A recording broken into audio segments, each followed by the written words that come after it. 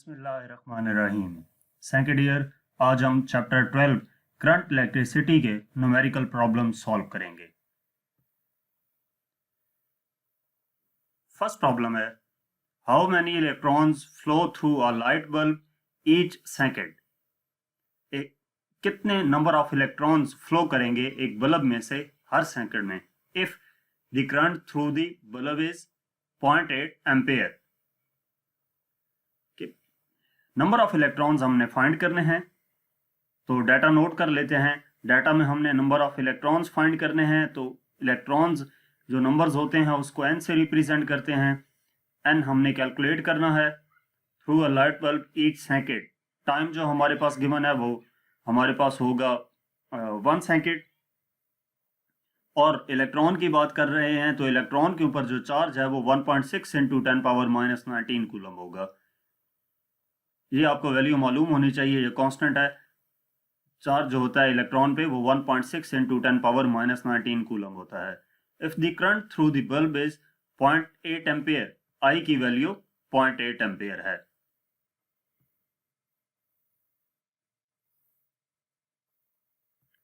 तो अब इसका सोल्यूशन देखते हैं। अब n फाइंड करने के लिए जो हमारे पास फार्मूला है वो Q equal to N e होता है। तो हमारे पास n e है, Q की वैल्यू नहीं है, तो पहले हम Q कैलकुलेट करेंगे। तो फार्मूला हमारे पास है Q equal to I T. इसमें वैल्यूज पुट करते हैं। Q इक्वल आ जाएगा, I की वैल्यू हमारे पास है 0.8 और टाइम 1 सेकेंड है, तो 0.8 को 1 से मल्टीप्लाई करेंगे, Q इक्वल आ जाएगा 0.8 कूलम के। अब ये Q की वैल्यू जो हम नेक्स्ट फार्मूला यूज करने जा रहे हैं, Q equal to N E, यानी कि n equal to Q over E हो जाएगा, ये इधर जाकर डिवाइड होगा। तो इसमें आप वैल्यूज पुट कर देंगे। n इक्वल हो जाएगा Q की वैल्यू जो अभी कैलकुलेट की है 0.8 डिवाइडेड बाय e की वैल्यू 1.6 इंटू 10⁻⁻19। तो ये सिंप्लीफाई करेंगे, डिवाइड करेंगे इसको, तो n इक्वल आ जाएगा 5 इंटू 10⁻8 के। 5 इंटू 10⁻8 बल्कि ये 18 आएगा। 5 इंटू 10⁻18, इसको कैलकुलेटर से डिवाइड कर लेना है, तो ये 5 इंटू 10⁻18 आंसर आएगा। इसके बाद नेक्स्ट प्रॉब्लम है, A flow of charges of 150 coulomb through a wire is in 2 hours. What is the amount of current in the wire? Flow of charges यानी कि चार्ज जो है वो 150 कूलम है, वायर इन 2 hours, टाइम 2 घंटे का है। What is the amount of current? I calculate करना है। तो डाटा हम नोट करते हैं। इसमें चार्जेस गिवन है, Q इक्वल आ जाएगा 150 कूलम के। उसके बाद जितने टाइम के लिए गुजर रहा है वो 2 आवर्स हैं, तो T इक्वल टू 2 आवर्स, यानी कि इसको सेकंड्स में अगर हम कन्वर्ट करें तो एक आवर में 60 मिनट और 60 सेकंड, तो 3600 सेकंड से मल्टीप्लाई कर देंगे। 60 इंटू 60 3600 सेकंड, तो ये कैलकुलेट होके आ जाएगा 7200 second. What is the amount of current in the wire? Amount of current I calculate करना है। तो सिंपल सा फार्मूला है, हम इसका सोल्यूशन स्टार्ट करेंगे, तो Q इक्वल आ जाएगा IT के। ये हमारे पास फार्मूला है, बेसिक फार्मूला है, जो आपने करंट की डेफिनेशन पढ़ी है उसमें भी है कि charge per unit time is called current. तो वहाँ से Q इक्वल टू IT का जो फार्मूला है, इसमें वैल्यूज पुट करते हैं। वैल्यूज पुट करने से पहले I आपने कैलकुलेट करना है, तो T इधर जाकर डिवाइड हो जाएगा, I इक्वल हो जाएगा Q ओवर T के। अब इसमें वैल्यूज पुट करेंगे। Q की वैल्यू 150 गिवन है और टाइम गिवन है 7200। इसको डिवाइड करेंगे तो I इक्वल आ जाएगा 0.021 एम्पेयर के। अगर इस पॉइंट को हम शिफ्ट करते हैं तो ये 21 इंटू 10⁻³ एम्पेयर आ जाता है। 21 इंटू 10⁻³ एम्पेयर आएगा। ये टाइपिंग मिस्टेक है, ये 10⁻³ एम्पेयर आएगा, तो ये इक्वल हो जाएगा 21 मिली एम्पेयर के। इसके बाद नेक्स्ट प्रॉब्लम है, a metal rod is 4 metre long and 6 millimetre in diameter. Metal rod है जिसकी लेंथ 4 मीटर है और उसका डायमीटर 6 मिलीमीटर है। Compute its resistance if the resistivity of the metal is 1.76 into 10⁻⁻8 ohm metre. Resistance find करनी है। अगर metal की रेजिस्टिविटी 1.76 इंटू 10⁻⁸ ओम मीटर हो। तो डाटा हम नोट कर लेते हैं। सबसे पहले हमें मेटल रॉड की लेंथ गिवन है L इक्वल टू 4 मीटर। इसके बाद उसका डायामीटर D इक्वल आ गया 6 मिलीमीटर। इसको स्टैंडर्ड यूनिट मीटर में कन्वर्ट कर लेंगे तो 6 इंटू 10⁻³ मीटर आ जाएगा। इसकी मदद से हम रेडियस कैलकुलेट कर लेते हैं, क्योंकि हमें रेडियस की ज़रूरत पड़ेगी। रेडियस हाफ होता है डायमीटर का, तो R इक्वल आ गया D/2। D की वैल्यू 6 इंटू 10⁻³ डिवाइडेड बाई 2, तो ये इक्वल आ जाएगा 3 इंटू 10⁻³ मीटर के। उसके बाद क्या है, compute its resistance. Resistance R हमने कैलकुलेट करनी है। If the resistivity of the metal is, resistivity को हम डिनोट करते हैं रो से, तो इसकी वैल्यू गिवन है 1.76 इंटू 10⁻⁸ ओम मीटर। अब इसका सॉल्यूशन स्टार्ट करते हैं। तो फार्मूला हमारे पास है R equal to rho L over A। जो रेजिस्टेंस पे जो फैक्टर्स डिपेंड कर रहे होते हैं उनकी मदद से यह फार्मूला आपने ड्राइव किया हुआ है, R equal to rho L over A। तो इसमें हमने वैल्यूज पुट कर देनी है। R इक्वल आ जाएगा, वैल्यूज पुट करने से पहले आपको ये बता दूं, जो एरिया है यहाँ पर मेटल रॉड था, तो रॉड का जो एरिया है वो πr² के इक्वल होता है। तो इसमें हम वैल्यूज पुट करेंगे। अब R इक्वल आ जाएगा, रो की वैल्यू 1.76 इंटू 10⁻⁸, ये गिवन है। L लेंथ 4 है, डिवाइडेड बाय पाई की वैल्यू 3.14 होती है, और R की वैल्यू है 3 इंटू 10⁻⁻3, इसका स्क्वायर आ जाएगा। तो हम कैलकुलेट करेंगे, इसको इससे मल्टीप्लाई करेंगे तो 6.96 इंटू 10⁻⁸ आ जाएगा, डिवाइडेड बाय ये मल्टीप्लाई होके 2.83 इंटू 10⁻⁵। इसको डिवाइड करेंगे तो ये आ जाएगा 2.5 इंटू 10⁻³ ओम, यानी कि रेजिस्टेंस आ जाएगी 2.5 मिली ओम के। प्रॉब्लम नंबर 4 है, calculate the potential difference across the two ends of the wire of resistance 5 ohm. Potential difference calculate करना है two ends of the wire जिसकी रेजिस्टेंस 5 ओम है। If the charges of 720 coulomb pass through it per minute, अगर 1 second में 720 coulomb charge पास हो उसमें से, तो कैलकुलेट करना है पोटेंशियल डिफरेंस, यानी कि V कैलकुलेट करना है हमने across to ends of the wire of resistance. Resistance कितनी गिवन है, 5 ओम की। If the charges of 720 coulomb, Q की वैल्यू आ गई 720 coulomb, pass through it per minute, time कितना आ गया 1 मिनट, यानी कि ये इक्वल हो जाएगा 60 सेकंड के। तो अब इसका सॉल्यूशन स्टार्ट करते हैं हम। V फाइंड करना है। V इक्वल टू IR के फार्मूले के लिए पहले हम I कैलकुलेट करेंगे Q और T का इस्तेमाल करते हुए। तो Q इक्वल होता है IT के, यानी कि I इक्वल टू Q/T। इसमें वैल्यूज पुट करते हैं। I इक्वल आ जाएगा, Q की वैल्यू है 720 डिवाइडेड बाय T 60, तो ये डिवाइड होके आंसर आ जाएगा 12 एम्पेयर। अब हम फार्मूला यूज करेंगे V equal to IR, ohm's law.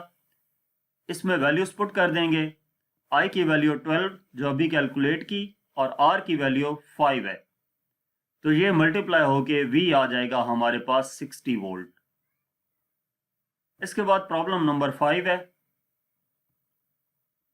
A 10 meter long wire of diameter 0.2 centimeter has a resistance 3 ohm. एक 10 मीटर लॉन्ग वायर है जिसका डायमीटर 0.2 सेंटीमीटर है और रेजिस्टेंस 3 ओम है। Find the resistivity of the material of the wire. Resistivity find करनी है, also calculate its conductivity.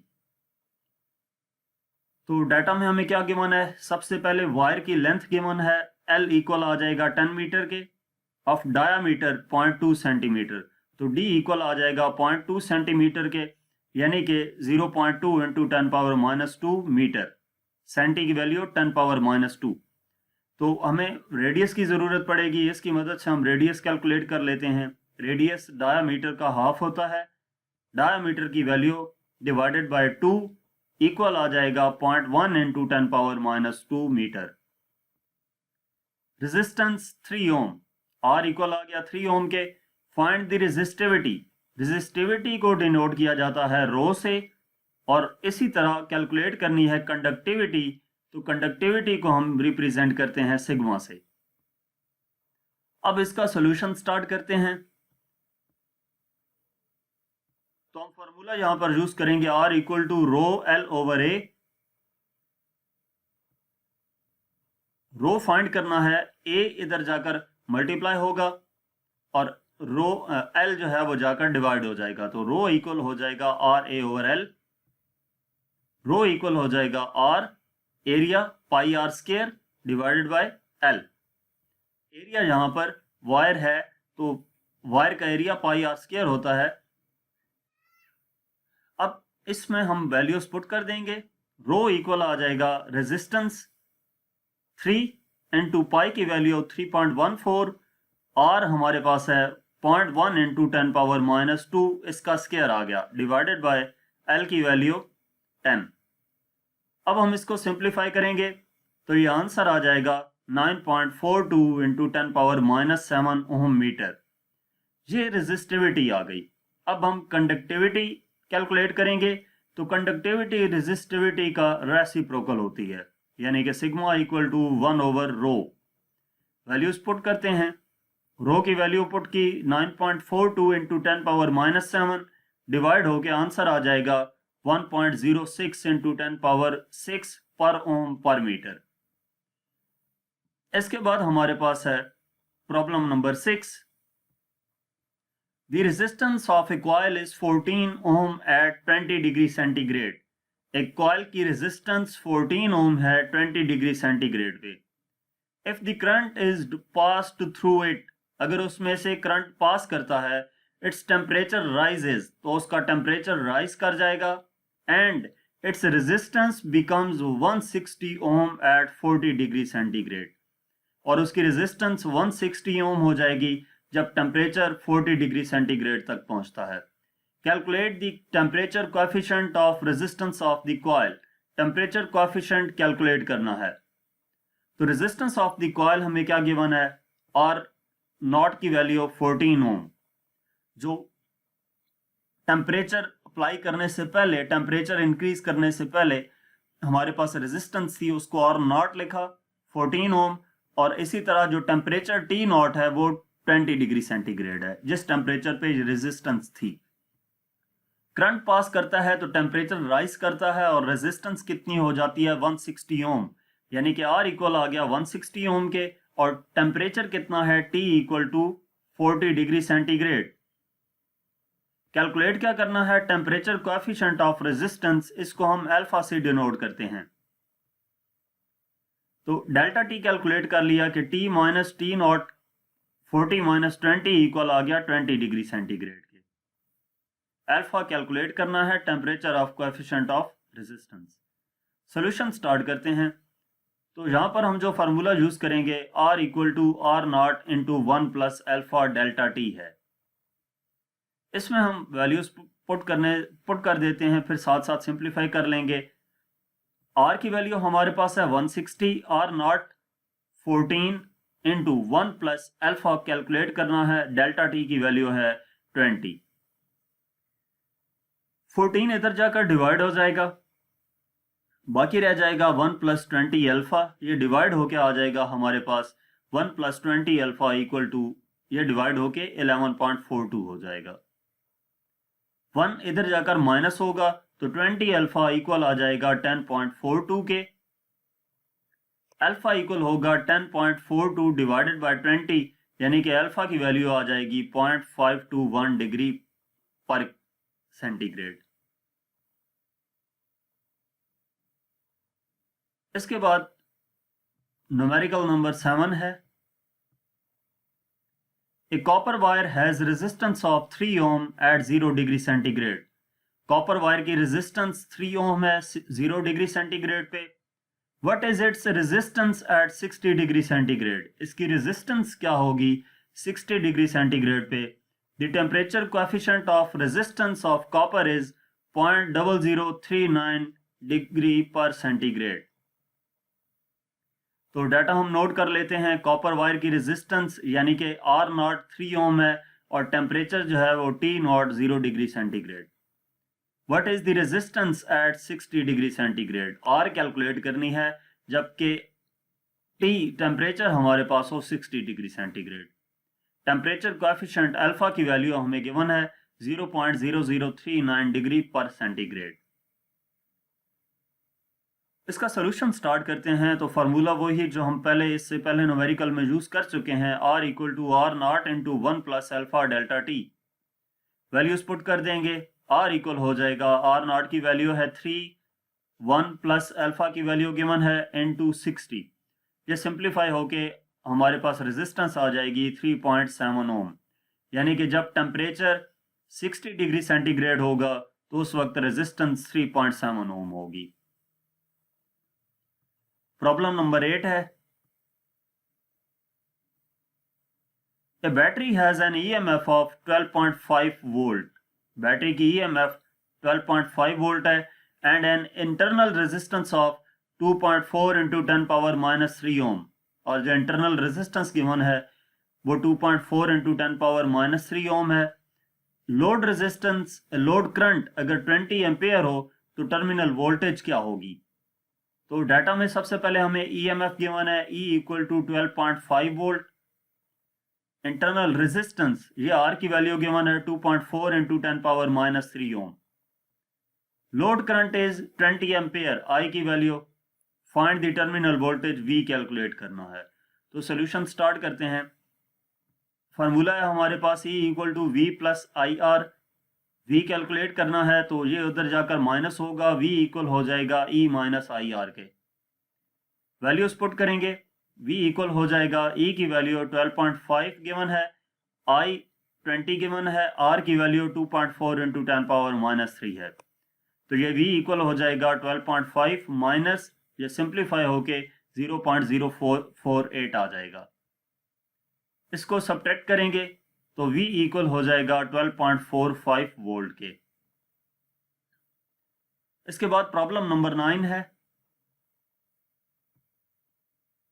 Determine the current through each resistor in the electric circuit as shown in figure. ये circuit diagram दी हुई है और इसमें से हर रेजिस्टेंस के अक्रॉस जो करंट गुजर रहा है वो कैलकुलेट करना है। R1 की वैल्यू 10 ओम है, R2 6 ओम है, R3 10 ओम है, E1 6 volt and E2 3 volt है।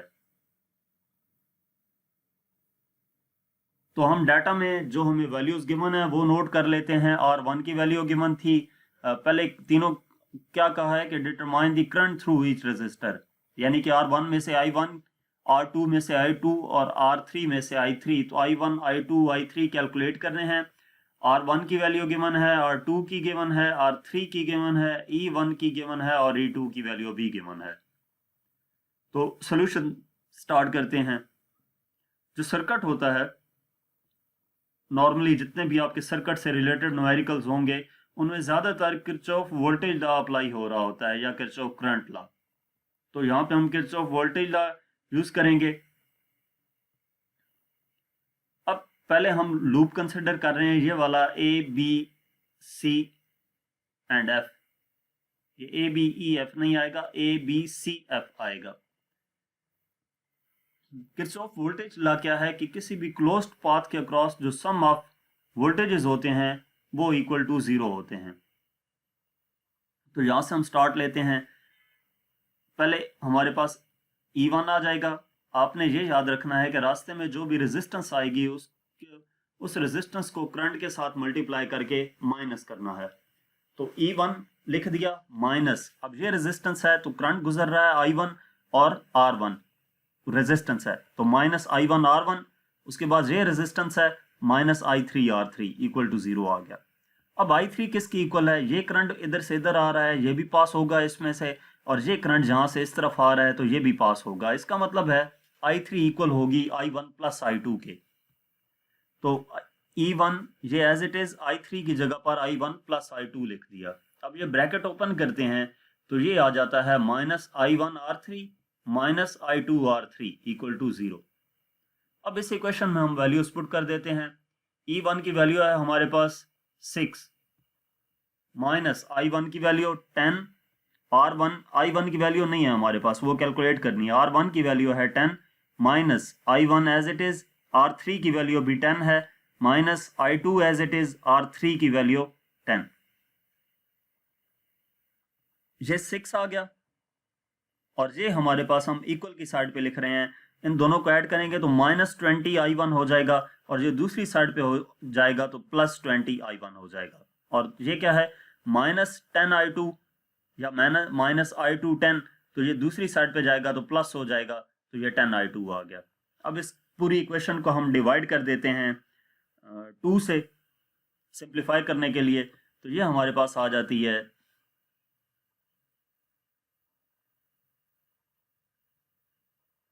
इसको 2 से डिवाइड किया तो 10 I1 प्लस 2 से डिवाइड किया 5 I2 इक्वल टू, इसको 2 से डिवाइड किया 3, तो ये इक्वेशन 1 आ गई हमारे पास। इसके बाद हम सेकंड लूप के लिए देखते हैं, फॉर लूप CDEF।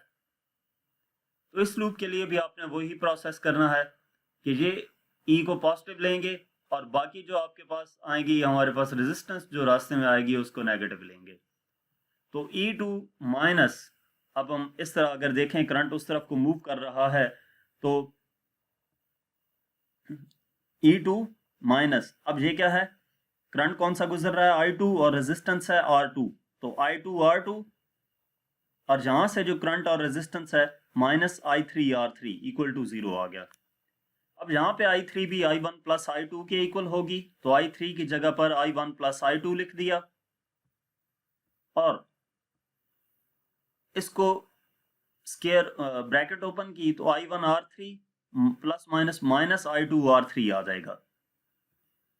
यहाँ पे जस्ट मैं याद रखने के लिए इतना आपको बता रहा हूँ कि आपने इस बैटरी को पॉजिटिव ले लेना है और जो रेजिस्टेंस आएगी उनको नेगेटिव ले लेना है करंट के साथ मल्टीप्लाई करके। इसकी जो डिटेल है वो किरचॉफ वोल्टेज लॉ और करंट लॉ के जो टॉपिक हैं वहां से आप देख सकते हैं कि ऐसा क्यों होता है। यहाँ पे इतनी डिटेल मुश्किल है समझाना, वीडियो बहुत ज़्यादा लेंथी हो जाएगी, तो वो डिटेल आपने वहां से देख लेनी है। अब इसमें हम वैल्यूज पुट कर देते हैं। E2 की वैल्यू हमें गिवन है 3 माइनस I2 कैलकुलेट करना है, R2 की वैल्यू 6 माइनस I1 R3 की वैल्यू 10, ये भी गिवन है, माइनस I2 R3 की वैल्यू 10 इक्वल टू 0। ये हो जाएगा 3 इक्वल टू, ये वैल्यूज जो भी होंगी इनको ऐड करना है, तो दूसरी साइड पर हम लिख देंगे कि I2 और I2 6 10 16 माइनस 16 I2 हो जाएगा, ये दूसरी साइड पर जाएगा तो 16 I2 हो जाएगा, और ये माइनस 10 I1 है तो ये दूसरी साइड पर जाकर प्लस 10 I1 हो जाएगा। इसको हम सिंप्लीफाई करके लिखते हैं तो ये 10 I1 plus 16 I2 equal to 3 आ जाता है। इसको इक्वेशन 2 का नाम दे दिया।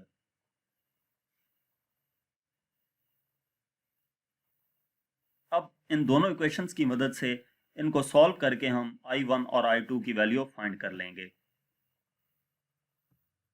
ये डाटा नोट कर लिया, डायग्राम भी एज इट इज नोट कर ली। तो सब्ट्रैक्टिंग इक्वेशन 1 फ्रॉम 2, इक्वेशन 1 हमारे पास, इक्वेशन 2 जो थी 10 I1 plus 16 I2 minus equal to 3 था, इसमें से इक्वेशन 1 जो थी उसको माइनस किया तो ये minus 10 I1 minus 5 I2 minus 3 आ गया।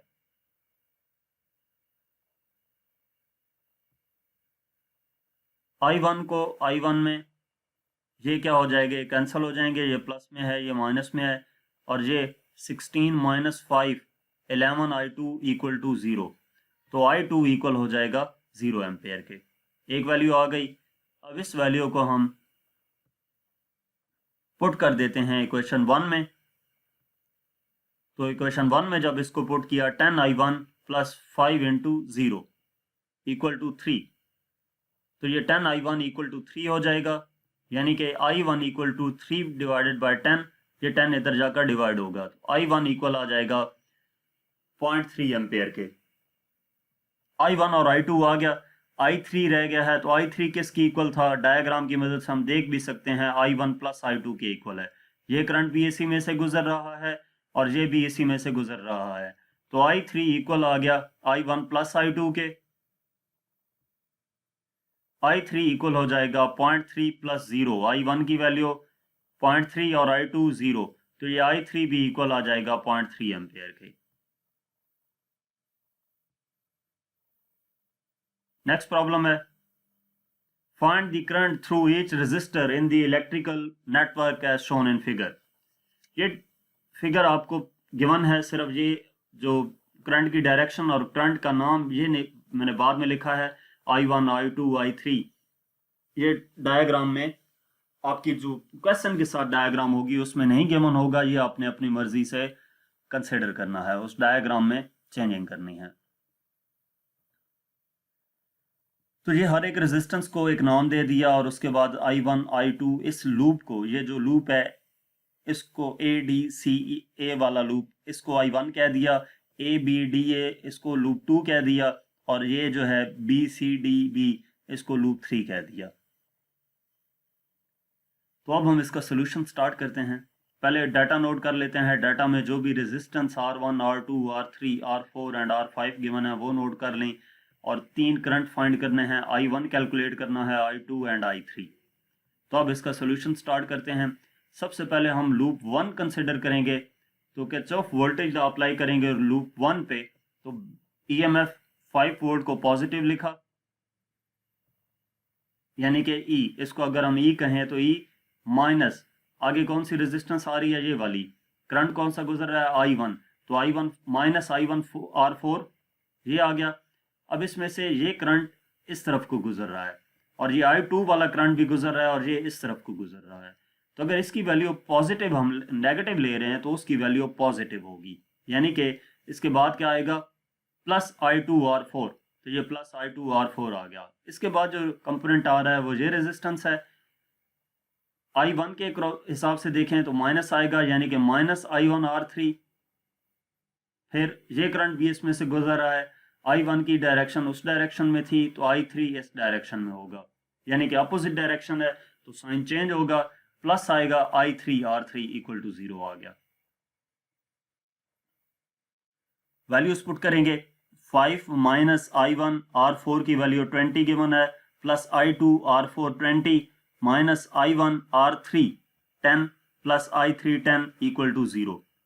I1 को I1 वाली वैल्यू में ऐड कर देंगे और I2 और I3 एज इट इज आ जाएगा, यानी कि I1 वाली वैल्यूज कौन सी हैं, ये वाली है और ये वाली है, 20 30, तो minus 30 I1 plus 20 I2 plus 10 I3 equal to, ये 5 उधर जाएगा तो माइनस 5 हो जाएगा,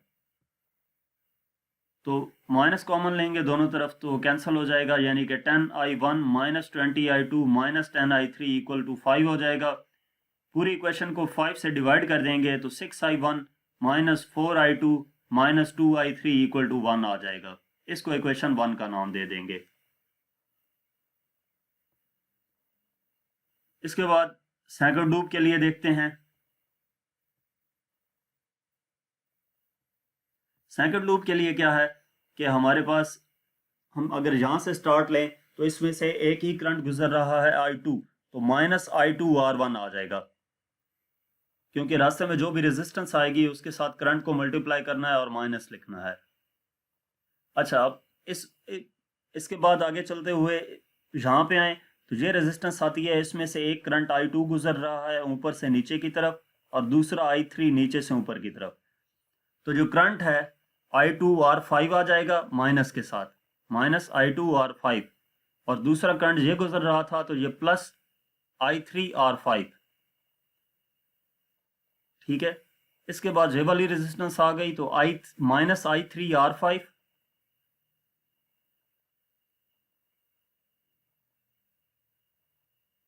नहीं ये हम सेकंड लूप के लिए कर रहे हैं ना, तो ये देखना है, ये वाला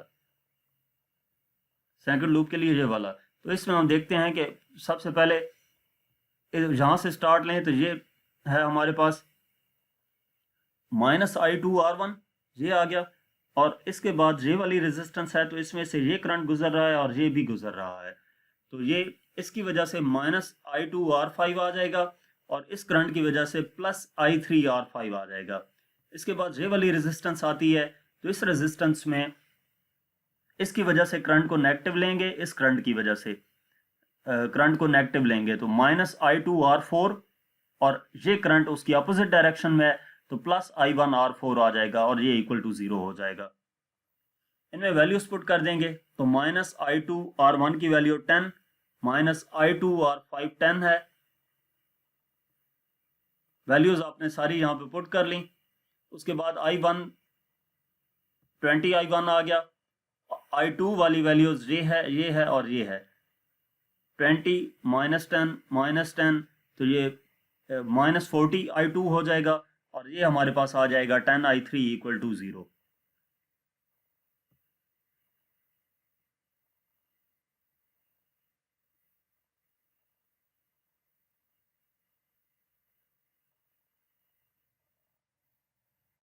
अब इस इक्वेशन को, ये वाली इक्वेशन बाय मिस्टेक आ गई है, इसको देख लेते हैं। ये वाली इक्वेशन बाय मिस्टेक आई है, ये वाली नहीं नोट करनी।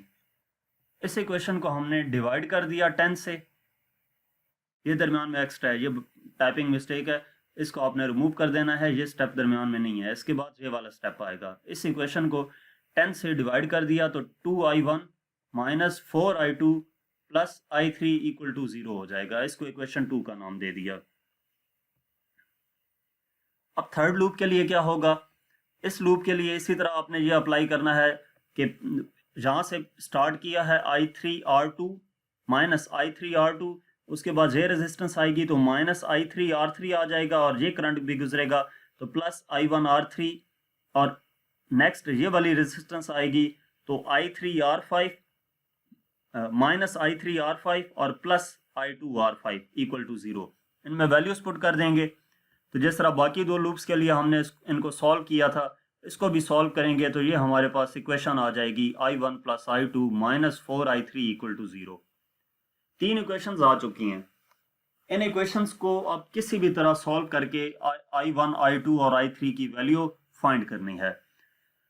तो इस इक्वेशन कैसे सॉल्व करेंगे वो देखते हैं जरा। सब्ट्रैक्ट करते हैं इक्वेशन 2 को इक्वेशन 1 से। इक्वेशन 2 को इक्वेशन 1 से, इक्वेशन 1 क्या थी? 6I1 -4I2 equal to 1।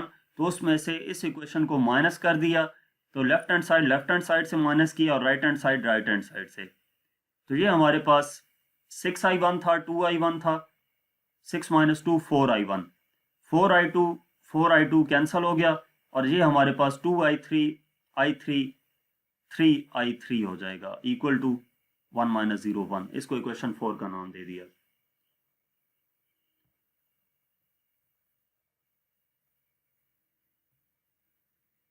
अब इक्वेशन 3 से I2 equal to 4I3 -I1 आएगा। इक्वेशन 3 जो हमारे पास थी उसमें से I2 की वैल्यू आती है 4I3 -I1। इसको इक्वेशन 1 में पुट कर दिया तो ये हमारे पास इक्वेशन 1 में इसकी वैल्यू पुट करने से आ गई। इसको सिंप्लीफाई करेंगे तो ये इक्वेशन 5 आ जाती है। अब क्या करना है कि मल्टीप्लाई करेंगे इक्वेशन 4 को 6 से और सब्ट्रैक्ट कर देंगे 5 से, और इक्वेशन 5 उसमें से सब्ट्रैक्ट करेंगे। तो इक्वेशन जो थी 6 उसको 4 उसको 6 से मल्टीप्लाई किया और ये वाली इक्वेशन उसमें से माइनस कर दी। तो इसको सिंप्लीफाई करते हैं, ये 18 से कैंसिल हो जाएगा, ये आ जाएगा 14I1 इक्वल टू 5, यानी कि I1 आ जाएगा 0.36 एम्पेयर के। 14 5 पे डिवाइड होगा तो 0.36 एम्पेयर आ जाएगा। एक वैल्यू I1 की आ गई है। अब हम क्या करते हैं कि पुट करते हैं I1 की वैल्यू इक्वेशन 1 और 2 में। दोनों में ये पुट की, पहले 1 में पुट की, 1 में पुट करके इसको सिंप्लीफाई किया तो ये हमारे पास आ गया, सिंप्लीफाई होके 3I3 2.16 -0.72 -1।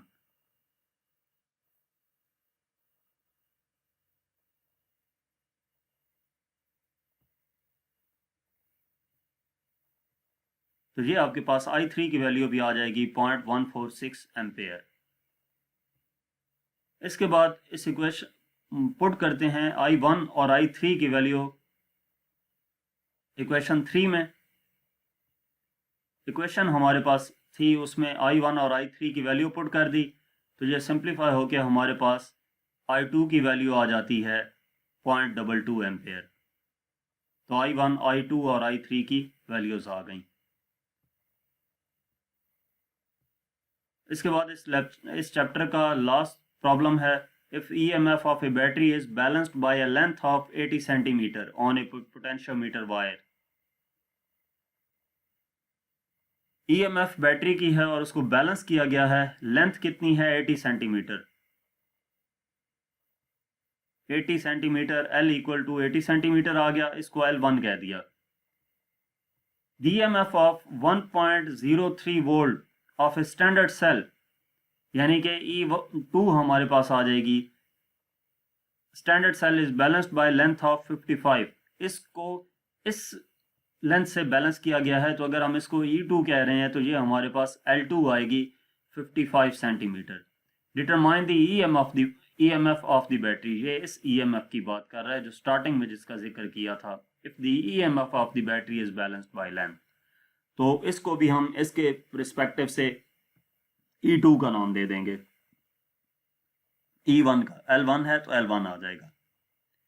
अब सोल्यूशन स्टार्ट करते हैं। तो इसका फार्मूला जो हमारे पास होगा, जो EMF की रेशो है वो इक्वल होगी लेंथ की रेशो के। तो E1 कैलकुलेट करना है, वैल्यूज पुट करेंगे हम, वैल्यूज पुट करके ये उधर जाकर मल्टीप्लाई हो जाएगा, सिंप्लीफाई करेंगे तो E1 की वैल्यू आ जाएगी 1.5 वोल्ट। तो यहाँ तक हमारे इस चैप्टर के न्यूमेरिकल प्रॉब्लम्स थे। मज़ीद किसी भी क्लास का कोई भी चैप्टर का टॉपिक, एक्सरसाइज का कोई क्वेश्चन या न्यूमेरिकल देखने के लिए आप हमारा YouTube चैनल विजिट कर सकते हैं। Thank you.